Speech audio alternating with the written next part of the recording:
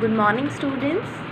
So in our previous class we started off with chapter 2, that is natural resources, land, soil and water.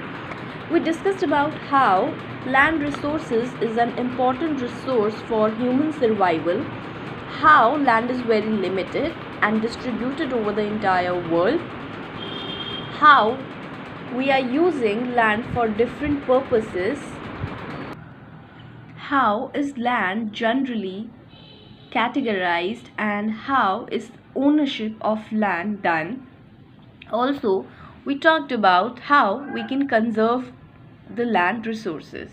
Apart from that, we discussed about soil resources and the formation of soil, and we understood that it takes a really long time for the formation of a very thin layer of soil. Okay, in today's class we will discuss about the various factors that are responsible for soil formation. Okay, earlier we read about that it takes a lot of time in order to make a very thin layer of soil.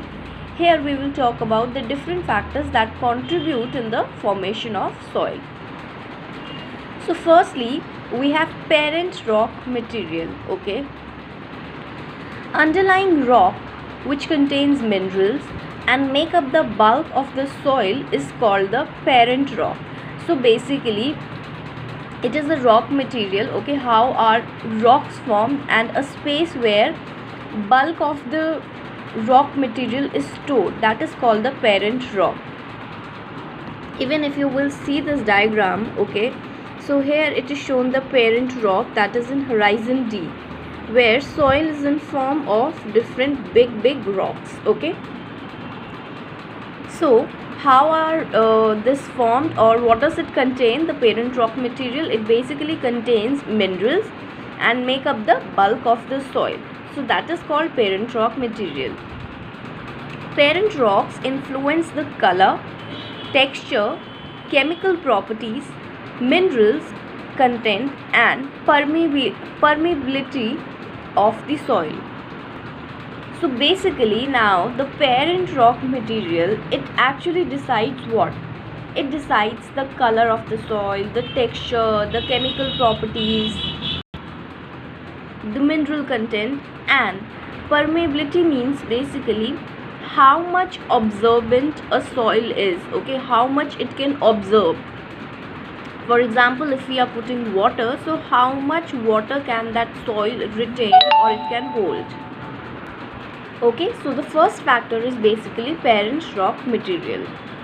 Now the second factor is relief, that I had already explained you in the previous lecture, that talks about the either the land is plain or is it at slopes.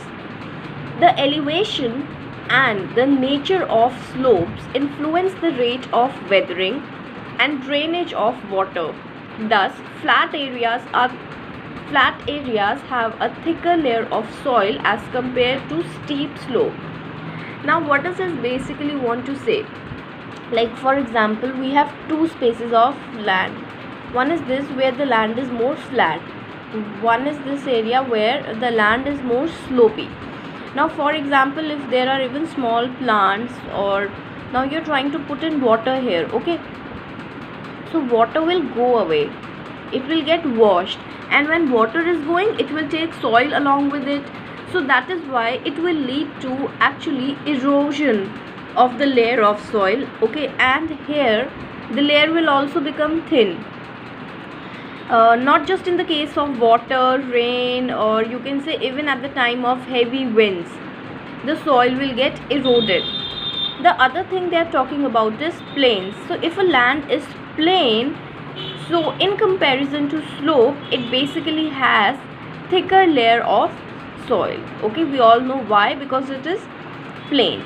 Alright, so even if water is being put, or heavy wind, it is exposed to heavy wind also, it will go to certain amount only. Okay, will get washed away for a certain area only, not the entire slope will get washed away just in this case. Okay,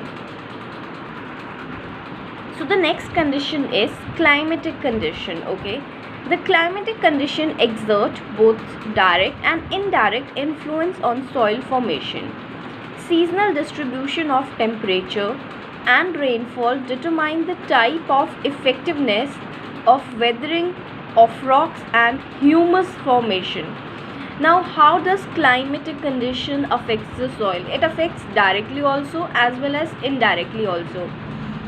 Also, we see seasonal distribution of temperature and rainfall. Okay, sometimes it is extreme cold in Delhi, it is extreme hot in Delhi, or there are monsoons, or there are spring. So different climatic condition, or you can say different seasons, they affect the soil in different way. So how does basically climatic condition affect? It basically affects in weathering of rocks. Weathering is basically the process by which rocks are broken into smaller pieces. Okay, so the weathering of rocks, and it is also involved in humus formation in soil. Okay, we all know humus basically makes soil more porous and more fertile, right?